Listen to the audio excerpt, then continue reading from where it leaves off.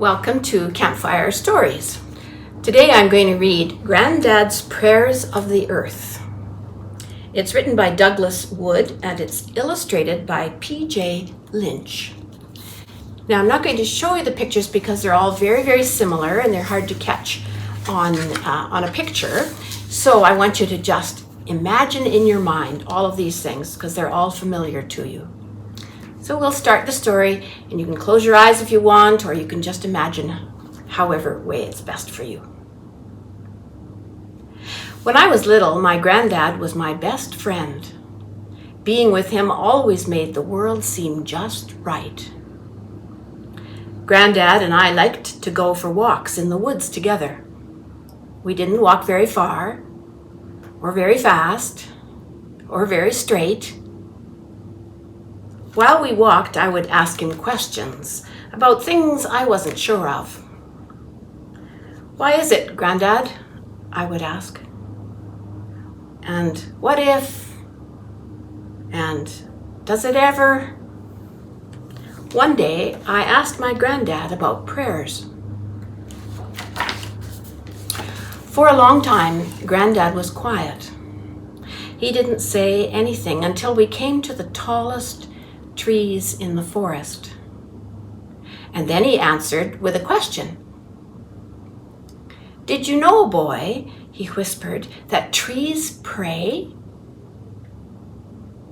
I listened closely, but I couldn't hear them. "See how they reach for the sky," he said. "They reach and reach for clouds and sun and moon and stars, and what else is reaching for heaven but a prayer?"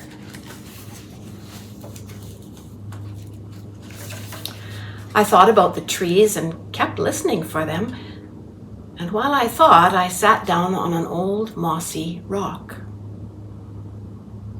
"Rocks pray too," said Grandad.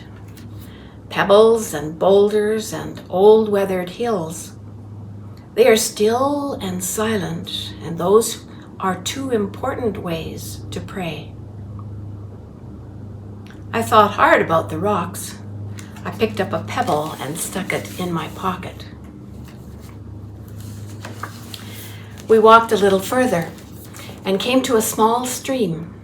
The water splashed and sparkled, and tiny fish hovered in the shadows. "Do streams pray too, Grandad?" I asked. "Streams pray too," he answered, "and lakes and rivers and all kinds of water. Sometimes they pray silently like the rocks. They lie still and calm, reflecting clouds or birds or sunsets or the first evening star.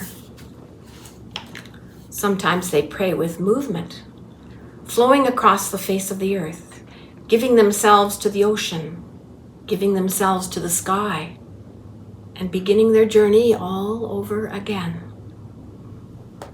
Sometimes waters pray with laughter, chuckling to their friends, the rocks, and sometimes they pray by dancing, leaping into the air, falling back again. "These are all ways to pray," said Grandad, "but there are more.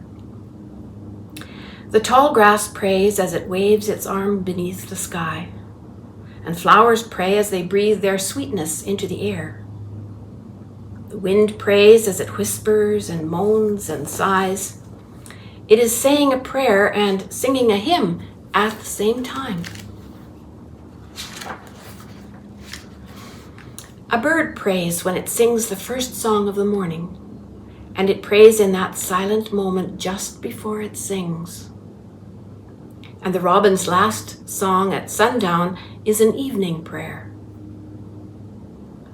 All the beings of the world pray," said my granddad, "as they slip through the forest or sparkle in the water, as they climb mountainsides or soar into the clouds or burrow into the earth.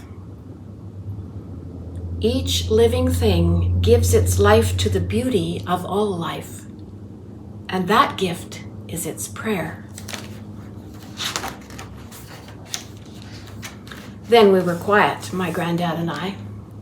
He was watching something far away, and I was thinking about all he had said, about rocks and trees and grass and birds and flowers.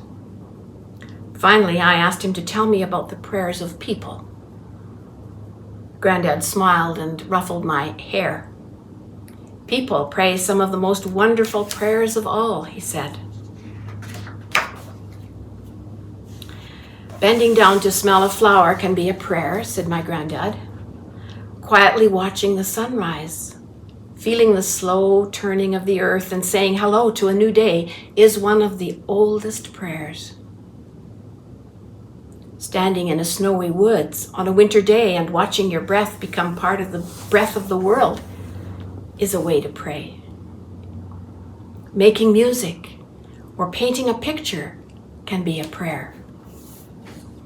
Holding hands round the table with family and friends, remembering all that holds us together and giving thanks is one of the greatest prayers.